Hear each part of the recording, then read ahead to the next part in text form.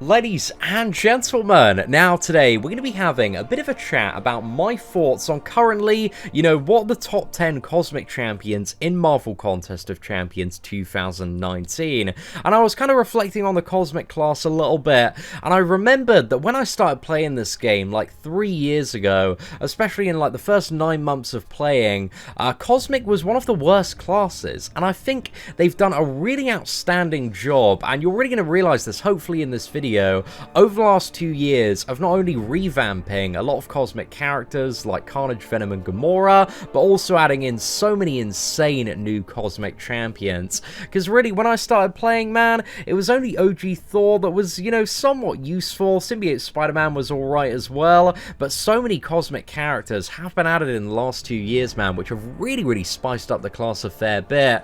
So yeah, we got a fair bit to talk about today, lads, and I'm very excited to go down this list. But anyway, at number 10, the number 10 ranking is Angela, boys. I think Angela is number 10 in the Cosmic class, and Angela is a great champion, man. She is really good, and that just goes to show like how competitive this video is going to be in terms of ranking. I think Angela has always been one of those champions that is just so great for any player to get straight out of the crystal, because she doesn't need to be awakened. She hits very hard, and one of the most recent things as well, with having like slightly new mechanics in, like Havoc's, plasma charges and all of that stuff, Angela having an armor buff and being immune to that actually makes her one of the best counters to Havoc. So Angela, she's always been good, but I think even more recently she's got even more value, being a really strong Havoc counter as well. But she's great fun to play, man. The animations look awesome, and Angela is just an absolute badass. Really nice little synergy with Hela as well for the 20% revive. So I really like that one. But anyway, at number 9 is a champion that was revamped along with Venom in October, and that's Carnage. Now, I love Carnage. Carnage is so much fun to play. After his revamp and update, this character like has an insane amount of damage. The power gain, especially toward the start of the fight, is absolutely nuts. You kind of do need to invest, in my opinion, if you want to really play Carnage in 5 out of 5 deep wounds. He is one of those characters that does very much rely on the bleeds, but he's so much fun to play. But I think one of the biggest downsides to Carnage overall is he doesn't really have any utility. The only thing he kind of has is the unblockable specials when the opponent is either bleeding or suffering from an armor break, but when you can't bleed the opponent, he doesn't really have that much utility. And I kind of wish there were like more uses for Carnage in stuff like Act 6 and Variant, but I feel like the lack of utility is kind of making him lag behind a bit. But if there's just a scenario where you can bleed the opponent and deal a ton of damage, man, Carnage is your boy. He is so incredibly good for that. So the damage output potential of Carnage is, one of the best in game, but the kryptonite of this character is he just doesn't really have that much utility. And when we look at some of the other utility that the top Cosmic characters have, you'll kind of see how he falls behind a little bit in comparison, at least in my view. However, at number 8, we do have the newly revamped Gamora. Now, I think in terms of the revamp with Gamora, man, they did such an incredible job here.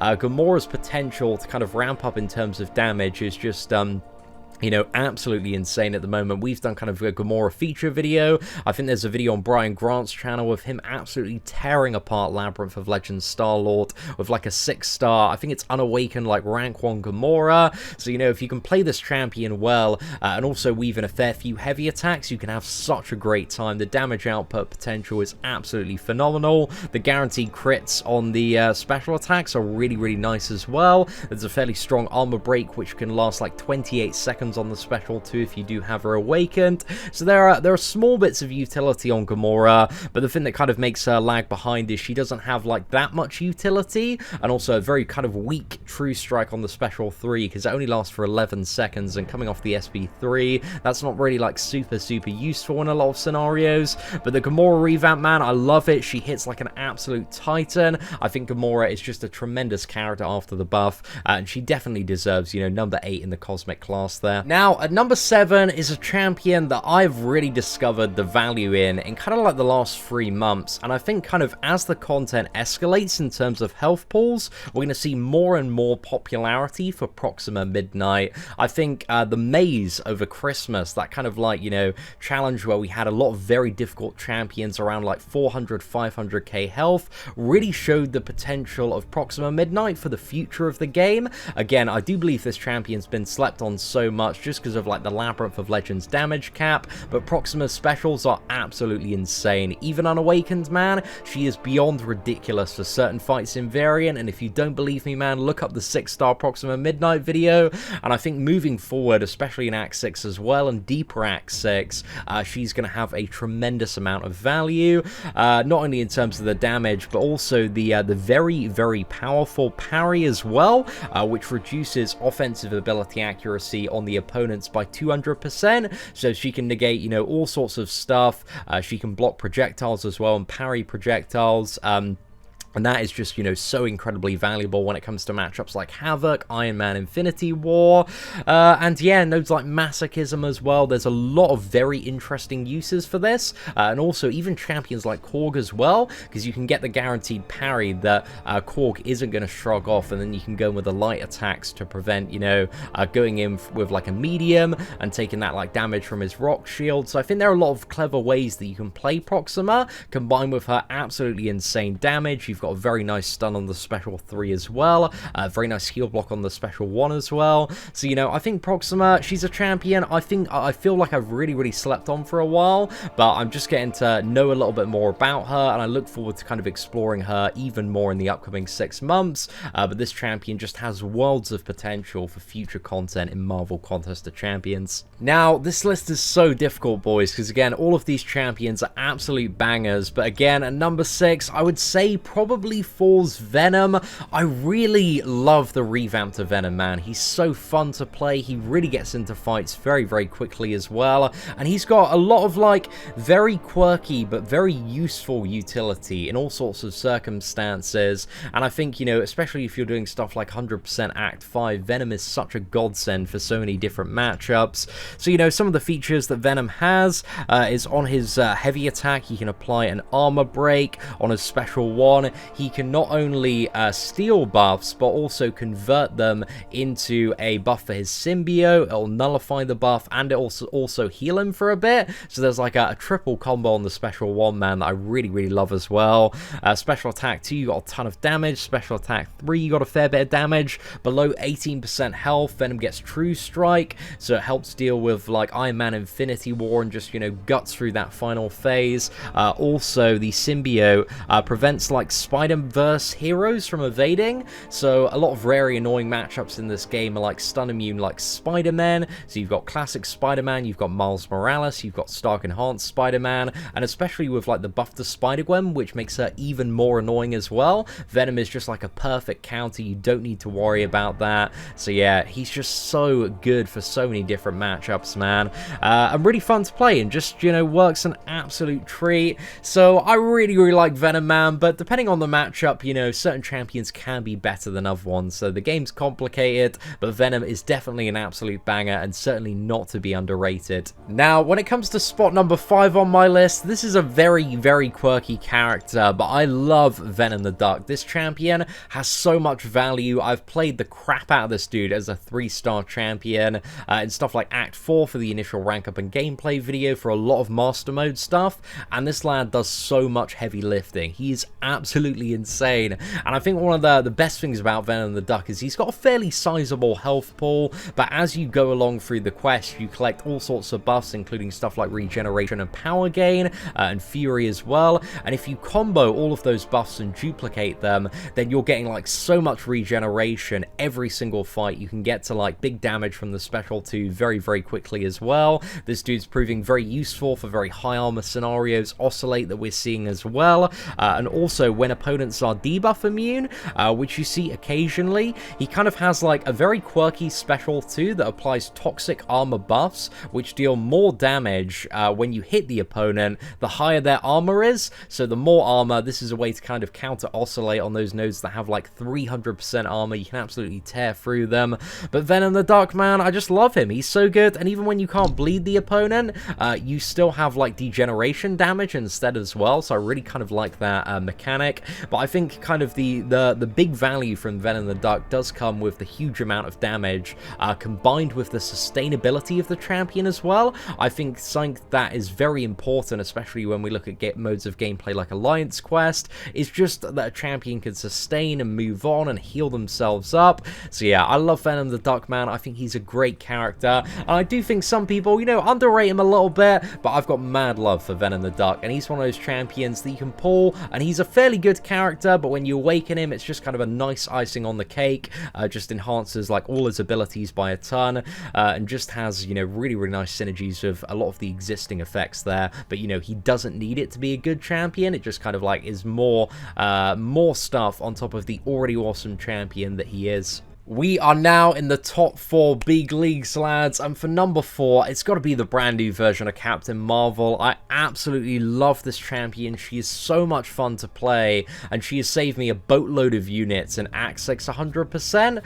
The new Captain Marvel, what makes this champion so crazy, really, is just about her binary ignition phase. Like, as soon as she enters it, she shrugs off all debuffs, and if she has, like, energy ticks, that's going to give her binary ignition very fast. So we're seeing, like, a fair bit of like shock paths and incinerate paths, and she just kind of consumes that all, goes into binary ignition very fast, and then shrugs it off. And then in binary ignition, man, the damage is mental, mate. The burst damage is absolutely insane, and if you have the Nick Fury synergy as well, you can make that mode of gameplay last a lot longer. So yeah, Captain Marvel, I just see so much potential in the future for this champion, for all sorts of like scenarios where you need big concentrated burst damage to absolutely nuke the opponent down. She's definitely not really a character for Labyrinth of Legends, but a lot of stuff in Act 6 and kind of future variants as well, I see her having great use for. So yeah, I absolutely love the new Captain Marvel, man. Also a lot of very strong armor breaks as well, good potential synergy with Despair.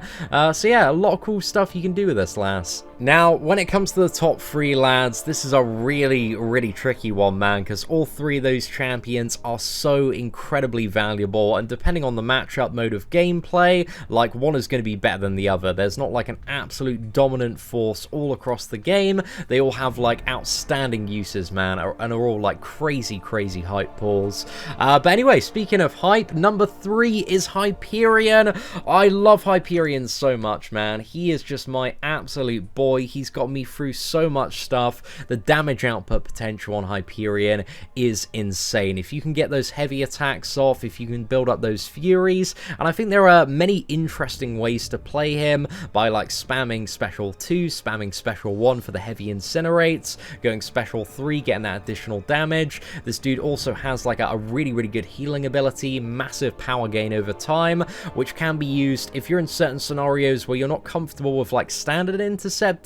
A lot of people find special attack intercepting, which is just waiting for the opponent to come at you and then, you know, firing off the special attack there, a lot easier. So I know Hyperion does help so many people get through a lot of very annoying matchups. Act 6, he's amazing. Variant, he's amazing. So yeah, I love Hyperion. He is just such an absolute god, and also his regeneration's very useful as well. I kind of have definitely overlooked his regeneration for quite some time in the past, but more recently I've really warmed up to it, man, especially when it comes to like Alliance Quest map 7. It has saved my ass a fair few times. So Hyperion, he's just a beast, mate. He's just a beast, and he definitely deserves top 3 on this list. However, number 2, lads, is a champion that I feel literally every couple of months just gets more and more value. Medusa, she came into the game with like 2 abilities. One was armor break and shut down robots, and I feel like every couple of months there's like a brand new big challenge that,